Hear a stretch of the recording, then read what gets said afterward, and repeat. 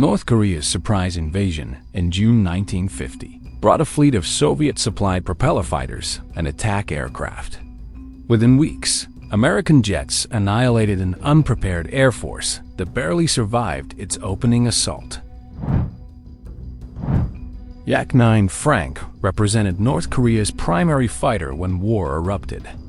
This Soviet piston engine design packed a 20mm cannon and 2 machine guns, offering respectable maneuverability for low-altitude dogfights. However, inexperienced North Korean pilots flying these aging fighters faced overwhelming odds. Against superior American jets, the Yak-9 achieved only modest success before suffering catastrophic losses during the war's opening months. By August 1950, the aircraft had largely vanished from Korean skies. The Yak-3 was a lighter, more agile Soviet fighter that briefly appeared during the war's earliest days. This pure dogfighter excelled at low-altitude aerial combat with exceptional climb rates and turning capability.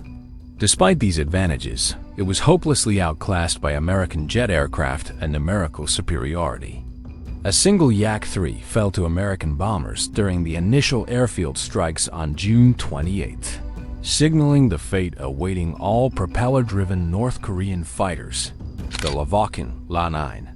Frits arrived in limited numbers to bolster North Korea's fighter defenses. This modern piston engine design mounted 4 23mm cannons, delivering devastating firepower against slow bombers. However, its poor high-altitude performance meant it could barely climb to interdict American B-29 Superfortress formations. The La-9 proved more effective hunting slower transport aircraft at night intruders than engaging fast jets in the daytime aerial war. The Lavochkin La-11 Fang represented an upgraded version designed for long-range bomber escort missions. Equipped with extra fuel capacity and 3 23mm cannons, it possessed impressive endurance for nocturnal operations. Despite these features, the La-11 suffered from the same altitude limitations that plagued all piston fighters against high-flying B-29s. The aircraft found marginal success, intercepting night bombers and reconnaissance aircraft, though it could never effectively challenge the American jet fighters dominating the air war. The MiG-15 Fagot jet fundamentally altered aerial combat when Soviet pilots first deployed it in November 1950. This swept-wing fighter featured a powerful Soviet turbojet engine and 3 23mm cannons, instantly proving superior to earlier American straight-wing jets. However, North Korean pilots initially lacked the training and experience to fully exploit the MiG-15's capabilities. Despite this limitation, the aircraft eventually forced the Americans to deploy their own swept-wing F-86 Sabres to maintain air superiority. Illusion IL-10 Beast served as North Korea's primary close support aircraft for striking ground targets and airfields. This heavily armored twin-seat design carried twin 23mm cannons and could transport substantial bomb loads, making it devastatingly effective against stationary targets. But the Il-10 was desperately slow and vulnerable to fighter attacks, forcing pilots to operate at first line or under air cover. The aircraft suffered catastrophic losses whenever American fighters achieved surprise, with 9 confirmed IL-10 kills during the war. The Tupolev Tu-2 Bat was a modern twin-engine medium bomber capable of fast, level bombing runs against distant targets.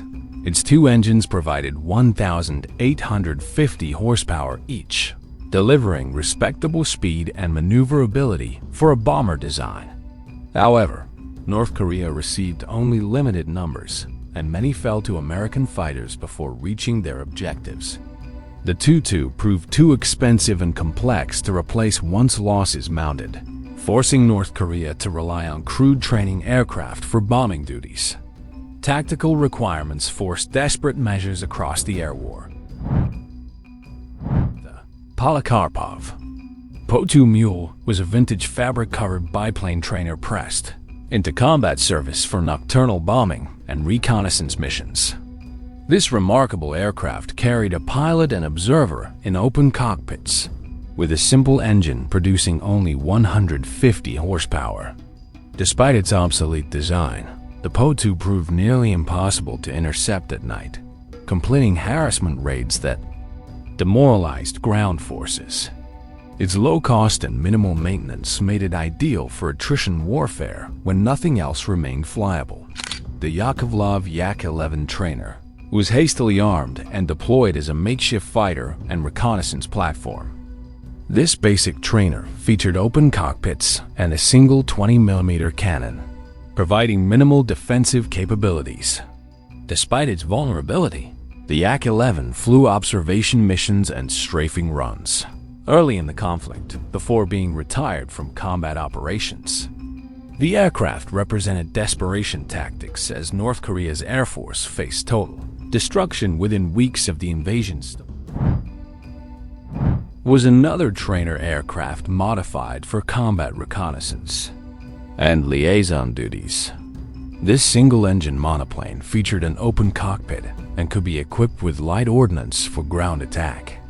However, the Yak-18 proved far too vulnerable to anti-aircraft fire and enemy fighters for sustained operations.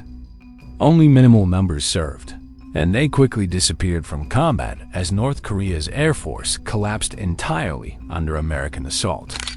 The Antonov An-2 Colt was a remarkable Soviet utility biplane, offering tremendous payload capacity for its small size.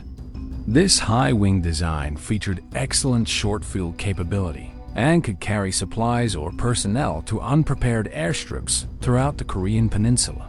However, the An-2 possessed almost no defensive armament and suffered immediately whenever American patrol aircraft encountered it. Its role shifted entirely to covert night transport and reconnaissance missions as daylight operations became suicidally dangerous. These aircraft represented the totality of North Korea's available air power in 1950. Yet within 3 months, virtually all propeller-driven types had been destroyed or rendered non-operational.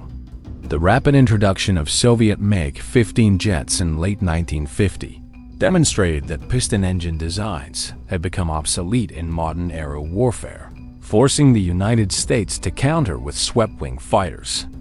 This brief but intense air campaign marked the first large-scale jet-versus-jet combat in military history, forever changing the future of aerial warfare.